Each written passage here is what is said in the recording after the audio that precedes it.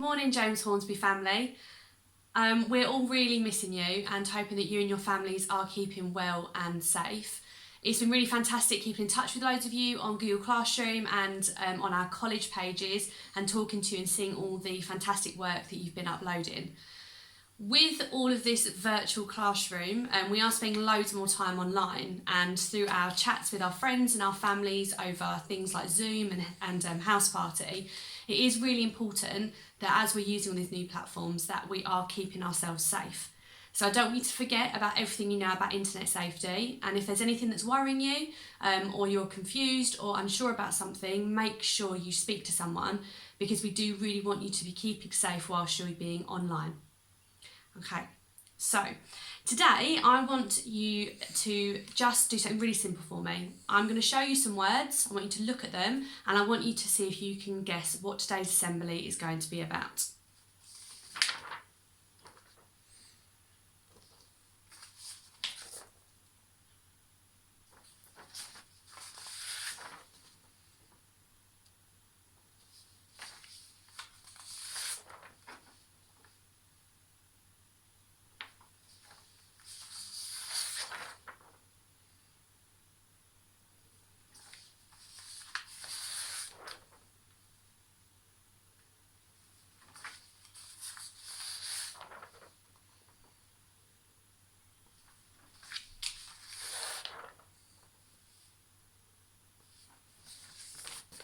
Any ideas?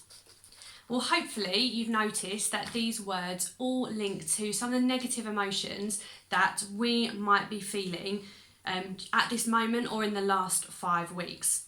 So in today's assembly, I want to talk to you about these emotions and hopefully come up with some strategies that you can use at home to make you feel better and to help you cope with any stress or anxiety that you are probably feeling during this very unprecedented time. So I don't know about you, but when Boris Johnson announced that the schools were going to close, I felt very overwhelmed. All of a sudden, I had to start thinking about how I was going to teach remotely and not in the classroom, and start thinking about how I could make sure that my lessons were still really, really useful and good for my classes. And I can tell you, trying to figure out how I was going to teach drama from my living room left me feeling very stressed and confused. But when that first Monday came around, I have to say I felt really excited. It was fun trying to learn about how to teach on a virtual platform.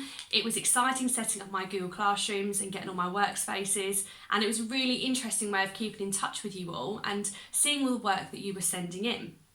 And this excitement about the new way we were teaching lasted up until about last Monday.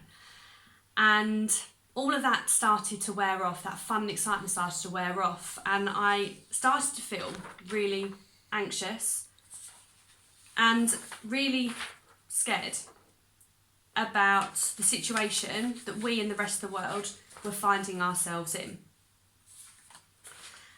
And on top of that, I started to feel quite angry that I wasn't being allowed to go out. And for all of you that live in flats like I do, you know how hard it is to not have any outside space.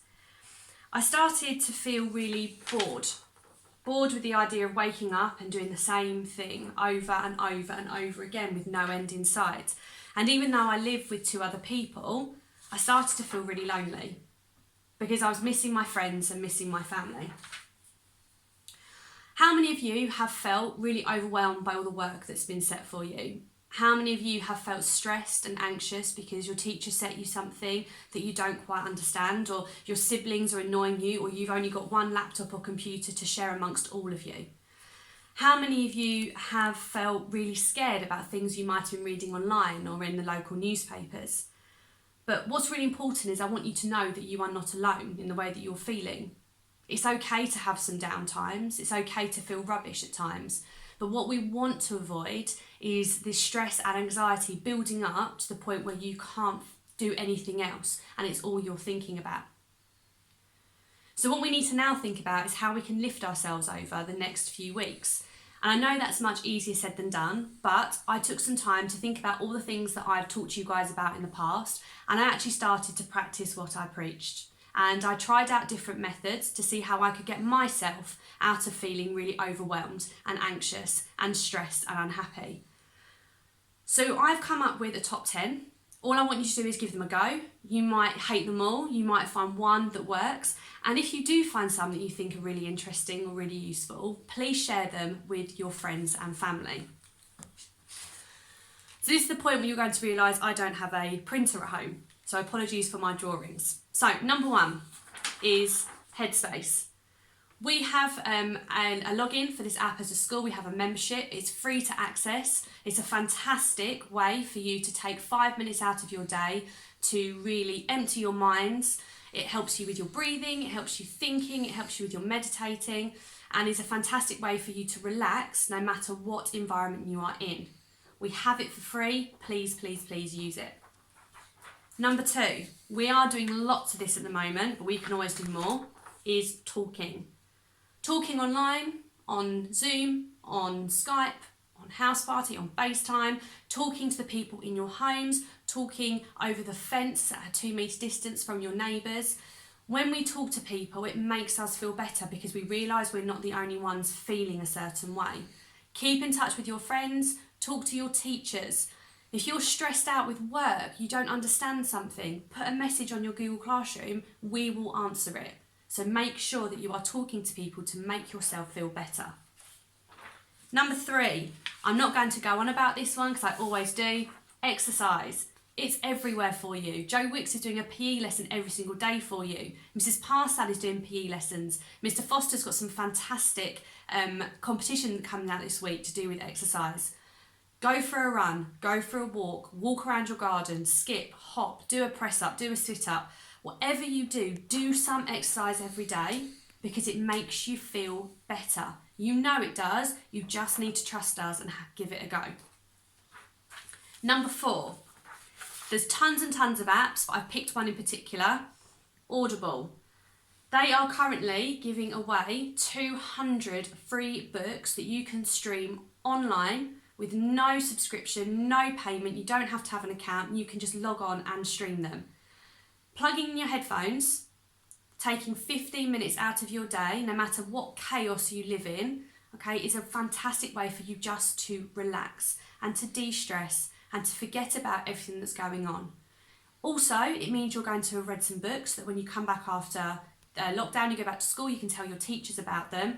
I'm definitely going to be using it. I suggest you guys do because it is going on until the schools reopen. Audible. Okay. Number 5, learn a new skill. We've given you loads of work to do and we want you to keep on top of that work. But I know that considering you're not allowed to go out, you guys have got loads of free time. I've got tons of free time, so I know you do too. So when you're not doing your schoolwork, why don't you spend some of that time learning a new skill? Juggling, could be cooking, could be learning a new language, it might be doing something crafty, it could be building something in the garden, taking something out of the shed and fixing it. When you achieve something new, when you learn something new, it makes you feel so much better about yourself that no matter how stressed out you are with the work that's being set or what's going on around you, those small accomplishments will make you feel fantastic. And again, it's a really lovely thing for you to share when we come out of this about what you might have achieved. Number 6 is relaxing. Okay, I'm not going to do any yoga poses. I'm rubbish at it, but I have been trying and getting better. Loads and loads of videos online for yoga, doing some stretches every day. It could be just sitting in your window in the sunshine for 5 minutes, taking that time out of your day to focus on yourself, to make yourself feel better will help you to succeed and achieve whatever it is that you need to do that day. Number 7 is another app. It's the Calm app. We've told loads of you about this before. It helps you with your sleeping. So if you're having struggles with your sleep because you're getting stressed, you can't go to sleep at night, you're finding it hard to wake up, helps you with breathing, it helps you with meditation, it helps you with everything. A really, really lovely, lovely app that you can have on your phone that you can access whenever you might need it. Number 8, be happy. Do something that makes yourself feel happy. If watching an episode of Friends for half an hour makes you laugh, do it. If going on your Xbox or PlayStation for half an hour, not the whole day, but for half an hour makes you feel good, do it. It's really important that you make sure that you're thinking about yourself during this time as well as everyone else, and that you do things that make you feel happy. Almost there. Number 9, your taking care of me checklist. I'm going to send this out this week on social media. It's a really, really fantastic resource that gives you some steps of things you should be doing every day. It's really easy for us to wake up, not brush our teeth, not have a shower, whack on the dirty, dirty trackies we had on yesterday and the stained t-shirt, because who cares? No one's going to see me.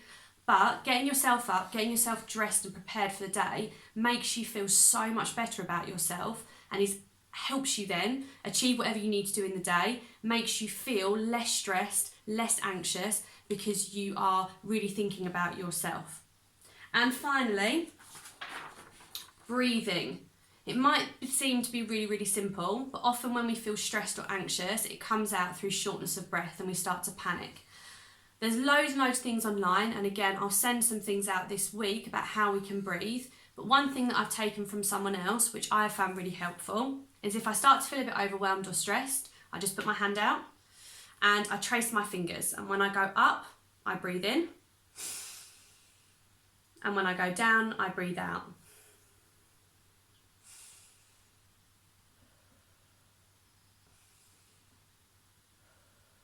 And I do that to the end of my hand. And if at the end of my hand I'm still feeling quite stressed, I'll do it again. And I promise you, taking that time to just breathe, it empties your mind because you're focusing on your movements, and it allows you then to have a bit of a new lease at the end of it and make you feel like you're more prepared to take on whatever challenges you are facing.